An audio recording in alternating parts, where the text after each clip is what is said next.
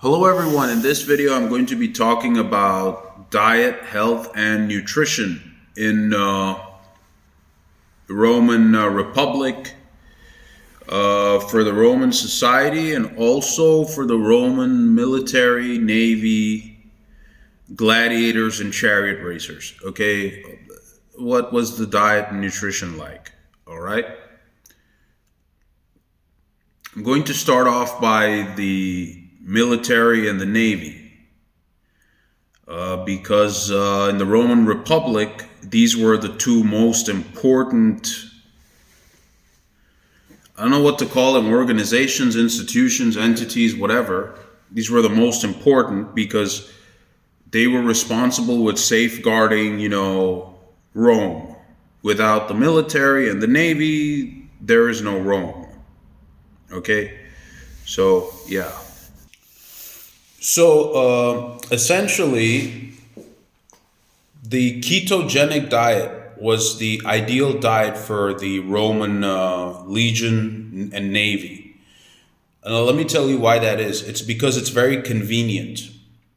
If you go to Spain today, you have these sausages, pork sausages, that are preserved with mild, simple spices like pepper, stuff like that they don't get spoiled or rotten too easily. So that can last a very long time. You don't need any cold storage facility or something. You can just put it in a small backpack as a military ration and carry it with you. So that's an example. They call it fouet or an iberico or something like that. There's sausages, tapas, things like that. Old cheese, basically all these keto foods that didn't rot so easily and could be used. They were also nourishing, had lots of fats, proteins, and simple things like vitamins, minerals. Maybe they used to carry some lime, lemon, maybe some pickled cabbage, things like that. So all the nutritional needs were covered. The ketogenic diet would be the best diet for the Roman legion and navy, because when you're on the move and you're in the garrison or on the fort, or you're on the move on a march, you don't really have time to stop and cook carbs and make bread and all this stuff. It's too time consuming and there's no time, waste of time. Then you have to clean the dishes and this and the, then you end up becoming more of a kitchen duty worker rather than a soldier, which is a waste of time. So the ketogenic diet makes a lot more sense. You just pack up some meat, salted preserved meat, some old cheese, some pickled cabbage, which can be transported easily. It doesn't rot, is nourishing, very satiating. And also, every Roman soldier, this was the tradition in the Roman armed forces, would carry garlic with them for protection, also spiritually, and also, to consume it with the food they were eating because it has a lot of antibacterial properties, because let's just say you drank water from the river, because you can't carry water with you, you have to rely on natural sources. You can only carry so much water with you.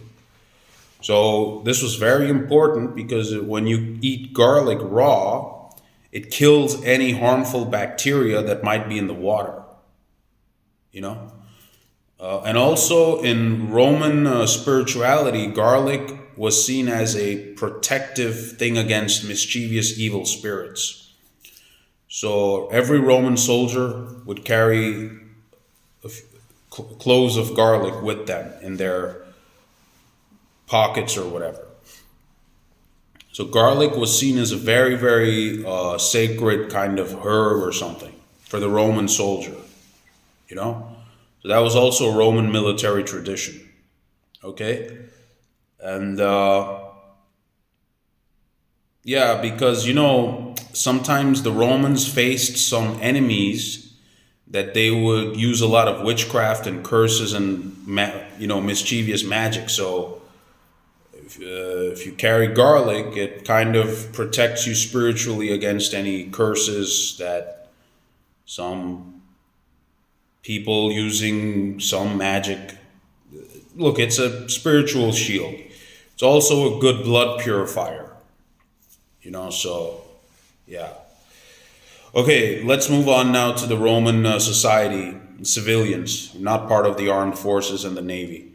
They would basically look, the Roman society was consuming a Mediterranean diet. Olive oil, grapes, pomegranates, figs, bread, seafood, because large part of the Roman Empire was by the Mediterranean Sea. So they consumed, I'm sure, a lot of seafood, clams, oysters, shrimp, octopus thing, whatever.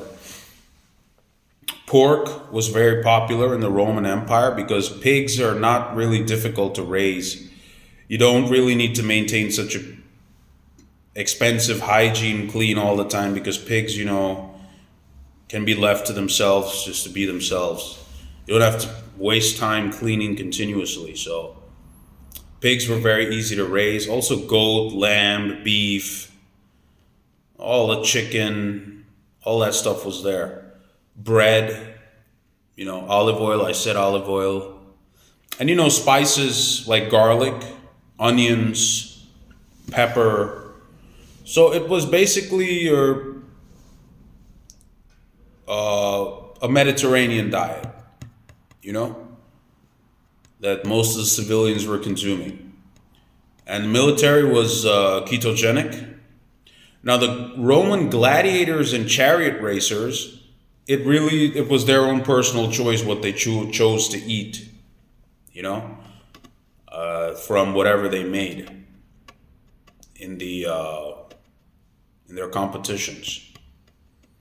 And the Roman military was not a draft; it was voluntary. So it's not like all Roman citizens are forced to join the military. The Roman military and navy was voluntary. Only if you wanted to join, you can join. It's not obligatory, so it's not like a draft. Okay? So, yeah. And also, yeah, wine was very widely consumed for sure. Dry red wine. And beer wasn't really popular in the Roman Empire for some reason. I mean, it was there, but it wasn't really seen as a drink that a Roman would be consuming regularly.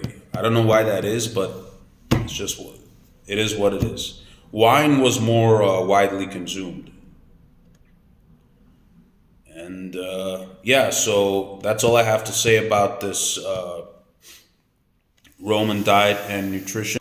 Also, I guess for diet and nutrition, it depends where the Roman troops were stationed. If they were stationed, let's say, somewhere around the Mediterranean, yeah, they would have access to seafood, the Roman soldiers. You know, if they were stationed somewhere, in the Netherlands, in the far northern province away from the sea, then yeah, they would consume more pork, cattle, livestock, lamb, the sausages, old cheese, stuff like that.